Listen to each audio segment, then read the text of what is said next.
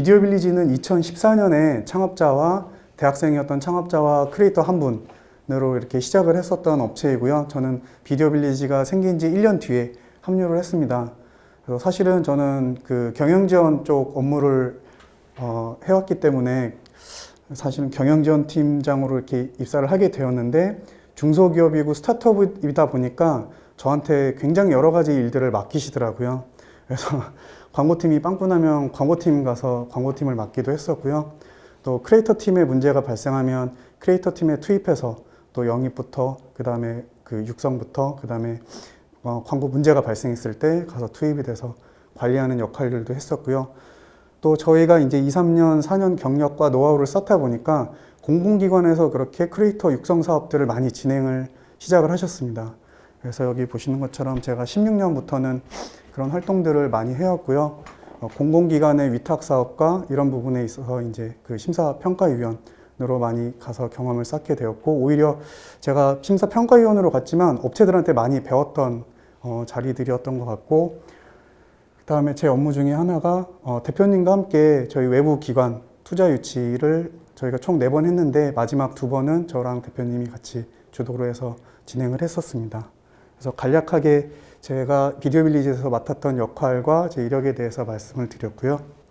제목은 What is 1인 미디어라고 일단 이렇게 언론진흥재단에서 저한테 정해 주셨어요. 그래서 이제 목차는 1인 미디어, 그러니까 미디어가 뭔지부터 좀 시작을 하셔야 될 것 같고, 저는 이렇게 전문가분들이 오신지는 몰랐고, 그래서 정말 기초적인 내용부터 같이 공유를 드리려고 하겠습니다. 그래서 이 미디어라는 단어부터 시작해서 저희 MCN 산업이 어떻게 형성이 되었고, 그 안에서의 역할을 하고 있는 MCN 회사들, 그 다음에 종사자인 크리에이터 분들, 그 다음에 저희 비디오 빌리지의 사례에 대해서 공유를 드리겠습니다. 저는 기존에 2015년 이전에는 2009년부터 직장 생활을 했었고, 경영학 전공을 나와서 금융권에만 있었는데요. 이쪽 컨텐츠 산업으로는 처음 접하게 되었고, 와서 굉장히 많이 따라가느라 공부를 좀 많이 했었습니다. 그래서 그때부터 이제 좀 배우게 된 지식들을 공유를 드릴 건데요. 레거시 미디어, 올드 미디어라고 해서 전통적인 형태의 지상파 TV나 신문, 매거진, 라디오와 같은 형태의 미디어가 있고요. 이 미디어가 중요한 것이 이식주만큼이나 인간의 기본적인 욕구인 소통에 대한 부분과 연관이 되어 있기 때문에 굉장히 중요한 소통의 형태 도구로서 활용이 된다고 알고 있습니다. 네. 근데 레거시 미디어의 특징을 보니까 일방향으로 이렇게 정보를 소통하고 하게 되고, 또 소수의 데스크만이 결정과 그 권한이 있는 그 특권을 갖고 있는 형태를 띠고 있다고 볼 수 있고요. 그에 반해 뉴미디어 같은 경우는 기존의 레거시 미디어를 제외한 웹 기반의 어떤 형태의 미디어 플랫폼, 온라인 블로그가 될 수도 있고, 온라인 신문, 온라인 게임, 소셜 미디어 등 해서 이제는 그 뉴미디어가 저희한테 주는 어떤 의미가 있었을까, 저희가 돌이켜 봤을 때 과거에 소수의 계층만 소유할 수 있었던 미디어를 이제는 매스미디어나 이제 스마트폰이나 정보통신 기술의 발달로 누구나 미디어를 소유할 수 있는 시대가 우리한테 열렸구나, 정말 좋은 기회가 우리한테 왔구나라는 것을 느낄 수가 있었습니다. 이 뉴미디어 안에서 국내 같은 경우는 개인의 팀을 이루어서 뭔가 미디어를 도전하고 사업을 창출한다기보다는 개인 1인 역량의 특성에 기반하여서 소셜미디어가 발달을 했다고 보여질 수가 있습니다. 그래서 해외 같은 경우는 뉴미디어로 시작을 했더라도 대형 언론사로 이렇게 탈바꿈을 했던 버즈피드라든지 538, 그 다음에 폭스 같은 이런 뉴미디어 기관들이 있었던 것 같고요. 네. 그래서 이런 뉴미디어 같은 경우는 레거시 미디어 같은 경우는 소수의 그런 자원이라든지 이런 부분을 활용해야 되다 보니까 사회적 합의를 중시한다거나 또는 방송법에 의해서 규제를 많이 받게 된다면, 뉴미디어 같은 경우는 상대적으로 굉장히 그런 부분으로서 좀 자유롭습니다. 굉장히 취향과 또 기호 이런 것들이 비슷한 분들이 모여서 이제 커뮤니티를 이뤄가기 시작하셨고요. 그러다 보니까 굉장히 좀 편향적인 성격을 띠기도 하고, 또 이 뉴미디어의 장점은 한 분야에 있어서 정말 끝까지 들어가서 파고들 수 있는 그런 장점이 있는 반면에 좀 굉장히 좀 편향돼 있거나 또 이런 한계점이 있다고 볼 수 있는데요. 이 편향된 거의 장점의 끝판이 정말 최근에 무신사라는 회사를 말씀을 드릴 수가 있는데 프리첼의 커뮤니티, 패션 커뮤니티를 기반으로 성장한 회사입니다. 그래서 조금만 검색해 보시면 아시겠지만 이렇게 그 편향성을 갖고 있는 그 뉴미디어의 한 채널로서 작게 시작을 했는데 이렇게까지 성장을 할 수 있는 가능성이 있구나를 보여줬던 좋은 사례였던 것 같습니다.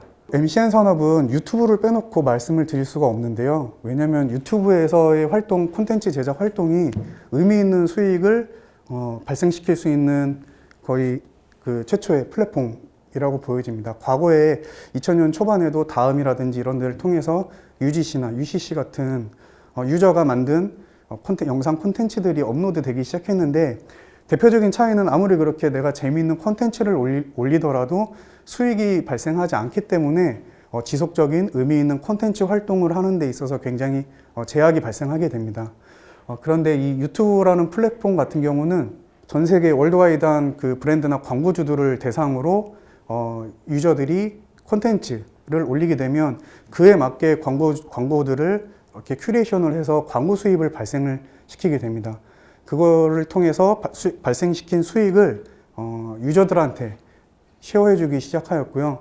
그래서 유저들은 그런 수익을 통해서 콘텐츠에 재투자를 하거나 또는 직업적으로 기회를 가질 수 있는 그런 시대가 열렸습니다.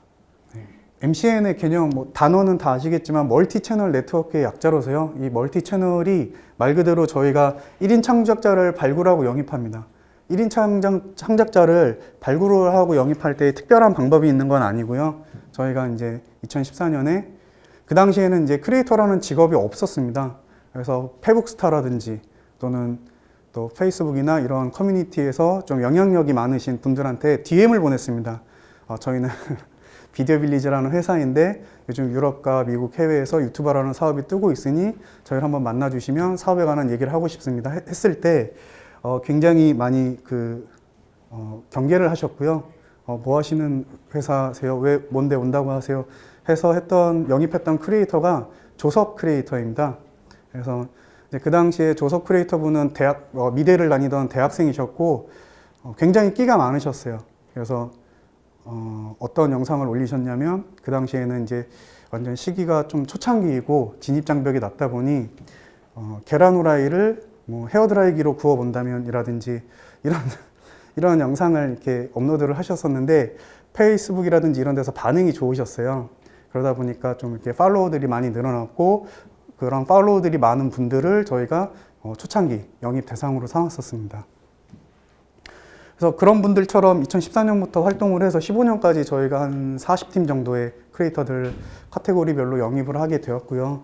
그 당시 워낙에 시장이 좀 초기였고 미미했기 때문에 굉장히 어느 정도 한 분을 영입하기가 힘들었지만 한 4-5분 영입하고 나니까 이게 급속도로 모이기 시작하시더라고요. 그래서 저희가 그런 크리에이터 분들의 채널들을 하나하나 확보하기 시작했고 그 채널들이 쌓이다 보니까 이제 멀티 채널이 되게 됩니다. 그래서 멀티 채널에 다양한 크리에이터의 풀을 확보하게 되었고 초창기에 저희가 이들을 지원하는 형태는 지금하고 현저히 다른데요. 당시에는 저희가 제작 PD님들을 고용을 해서 이 크리에이터 분들이 영상 제작하는 기획이라든지 촬영을 지원 나가기도 했고 편집을 도와주는 형태로 이분들과 계약을 유지를 할 수가 있었습니다. 그래서 이분들한테 대한 창작자에 대한 지원 활동을 통해서 이분들이 구독자가 만 명이었다면 그 당시에는 성장률이 굉장히 빨랐습니다. 그런 영상만 올리더라도 조회수가 20-30만원 그냥 나오고 구독자가 1만에서 5만원 금방 올라가던 시기여서 상대적으로 굉장히 운이 되게 시기가 좋았던 2014년, 15년이었고요. 이분들이 성장하고 구독자라든지 조회수, 트래픽을 확보하게 되니까 저희가 이제 전통적인 그 수익 모델인 광고와 유튜브 애드센스의 수입을 확장을 시킬 수가 있었고 또 같은 크리에이터더라도 10만일 때 광고 단가가 500만 원이었다면 이분들이 30만 구독자를 했을 때는 같은 크리에이터지만 광고비를 1000만 원으로 올리기도 하고 이런 식으로 해서 그 당시에는 조회수와 구독자가 가장 그 브랜드나 광고주한테 설득할 수 있는 지표였습니다. 지금은 좀 많이 달라지긴 했고요. 그 내용은 다시 좀 뒤쪽에 말씀을 드리겠습니다. 네.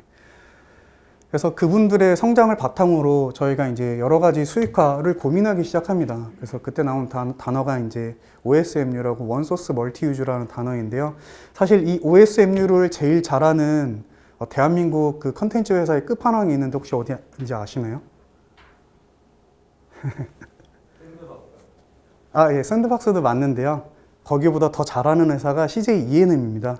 당시 이제 그 김성수 대표님이 계실 때였는데 이분 같은 경우는 하나의 강력한 IP를 가지고 이 IP를 통해서 여러 형태의 원소스를 가지고 여러 형태의 하나의 정말 강력한 소설이 있다면 그걸 가지고 웹툰을 만들기도 하고 웹툰을 만들었다면 그걸 가지고 이태원 클라스 드라마를 만들기도 하고 또 드라마를 만들었다면 그 박세로이 님이 입으신 패션을 런칭하기도 하고 이런 형태를 말씀을 드리는 건데요.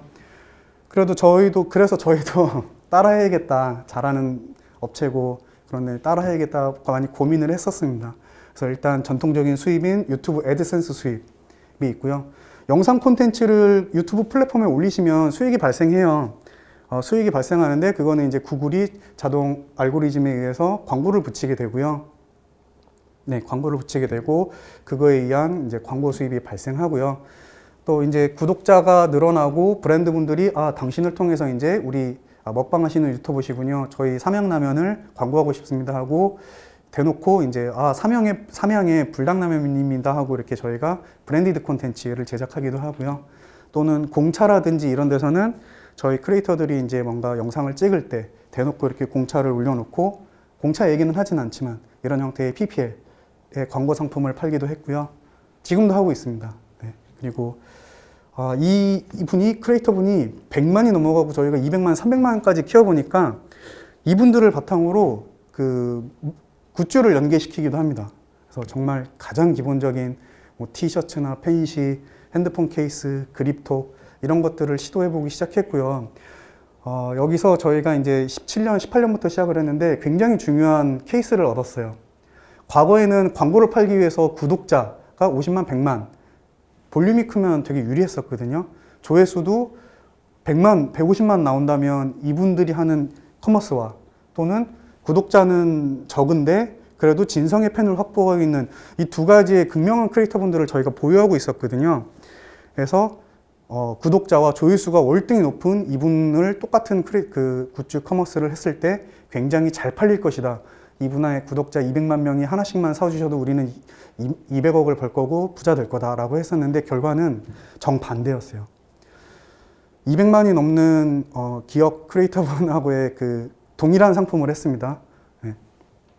굿즈 커머스는 구독자는 그렇게 많았지만 실질적으로 매출은 크게 발생하지 않았어요. 다만 이 H라는 저희 소속 크리에이터분하고 했을 때 구독자는 50만이었지만 정말 진성의 찐팬, 찐 커뮤니티를 갖고 계셨어요. 이분의 팬분들은 단순히 한 개 정도 사는 게 아니라 색깔별로 사고 사이즈별로 사고 모델별로 사고 그렇게 구매를 하시더라고요. 그래서 더 이상 이제는 구독자, 그 다음에 조회수, 볼륨의 시대에는 조금 더 넘어갔구나 라는 지점들을 이 케이스를 통해서 18년도에 저희가 경험을 하게 됐습니다. 네, 그러기도 했고요. 그 다음에 저희가 또 이런 교육 사업도 샌드박스나 이런 데 트레저 헌터보다 저희가 더 빨리 했어요. 그래서 하다 보니까 그런 노하우를 가지고 2017년부터 본격적으로 공공기관에서 크리에이터 육성 위탁 사업들을 발주하기 시작합니다. 이러면 저희가 하겠습니다 하면 되는 게 아니라 저희가 국세청, 나라장터, 그 조달청 사이트를 통해서 그 사업 뜬 거를 제가 확인을 하고 사업 제안서를 내고 업체마다 다 이렇게 입찰을 해서 경쟁 입찰을 통해서 1등이 돼야 수주를 할 수 있는 사업들입니다. 그래서 이제 그런 교육 IP 사업을 하기 시작하였고요. 그 다음에 저희 크리에이터 분들이 이제는 레거시 미디어에도 진출하게 됩니다. 또 한 18년, 19년 정도 되니까 그 과거의 초창기에는 그 대기업들이나 방송사들이 아직 감을 잡기 전에는 뉴미디어 얘네 뭐야 하고 있을 때는 그때 당시에는 저희가 그래도 신입 그 시장 초기였고 경쟁자가 별로 없었기 때문에 굉장히 좋은 시절이었었는데요. 이제 그분들이 뉴미디어에 대한 영향력과 산업의 성장과 파급력을 인지하시게 되면서 이 시장에 들어오시면서 굉장히 치열하게 바뀌었습니다. 그러면서 이제 저희 EBS에서 2018년도에 저희 자체 채널인 그 스튜디오 V와 함께 공동 제작 요청을 해서 있던 이야기라는 프로그램을 런칭했었고, 당시에 그 여중생 깔창 생리대 사건이 굉장히 큰 이슈였는데, 저희가 이제 그거에 대한 너무 마음이 아픈 그런 사례를 콘텐츠화를 한 적이 있었습니다. 그래서 EBS와 함께 있던 이야기를 통해서 여중생, 저희가 섭외한 여중생 분이 길 가던 시민분한테 이제 생리대를 빌려주세요 했을 때 반응을 보는 콘텐츠였는데요. 굉장히 좋은 반향을 일으켰었고, 좀 시의성과 좀 그런 부분이 적절했었던 것 같습니다. 저희의 그 채널 모토 자체가 저희가 갖고 있는 세상의 선량한 그런 방향성을 좀 일으키자라는 취지였기 때문에 더 좀 공감을 얻을 수 있었던 것 같습니다. 그 다음에 저희 그 예능 채널인 보이즈 빌리지 채널에 MBC의 세모방 이경규님하고 이렇게 그 셀럽분들 나오는 프로그램이 있었는데요. 그 채널에서 먼저 연락이 와서 보이즈 빌리지라는 채널이 굉장히 유튜브에서 힙하다고 들었다, 엔터 쪽으로. 그래서 같이 콜라보를 해보자 해서 같이 이렇게 방송사와 협업했던 사례가 있었고요. 그래서 그렇게 레거시 미디어에 출연도 한 적이 있었고, 출연했을 때는 또 그 출연료라는 형태의 수익이 발생합니다. 그리고 이렇게 강연이라든지 강연 같은 경우는 저 같은 이제 직원이 강연하는 게 아니라 이제 영향력 있는 셀럽분들, 인플루언서분들이 강연하고 이렇게 하시는 부분에 또 수입이 발생하고요. 그 다음에 또 저희 그 틱톡 스타였던, 유튜브는 하지 않으셨어요. 당시에 17년에 예런이라는 크리에이터 분이 있습니다. 그래서 틱톡에서는 틱톡용이라고 굉장히 영향력을 일으켰던 그 틱토커였는데요. 저희가 발굴해서 찾아뵙고 영입해서 유튜브 스타로 이제 많이 성장을 시켜드렸습니다. 그리고 작년에 샌드박스로 가셨어요. 그분하고 같이 이제 했던 IP 사업 중에 하나가 책을 냈습니다. 사라진 예런이라고 해가지고 책을 냈는데 지금 4세까지 나올 정도로 생각보다 잘 팔리더라고요. 저는 그 나이 또래가 아니고 해서 좀 별로 한 권 사긴 했지만, 왜냐면 저희 커머스 사업 나오면 다 제가 구매는 하거든요. 네, 그런 식으로도 이렇게 출판으로도 형태로도 수익화가 되더라고요. 이 자료는 사실 그 책자에 반영이 안 됐는데 저희 담당자님 통해서 이 파일은 다 드리겠습니다. 네. 딴 데 활용만 안 해주시면 될 것 같아요. 네. 그래서 이렇게 OSMU 해서 만든 수익화를 크리에이터 분들과 저희 MCN 회사가 이렇게 배분을 하게 되고요. 그 여러 공로로 발생한 수입을 이제 크리에이터와 MCN 회사들이 그래서 배분하는 데 있어서 또 이제 그 다음에 이 산업의 문제점들이 발생하기 시작합니다.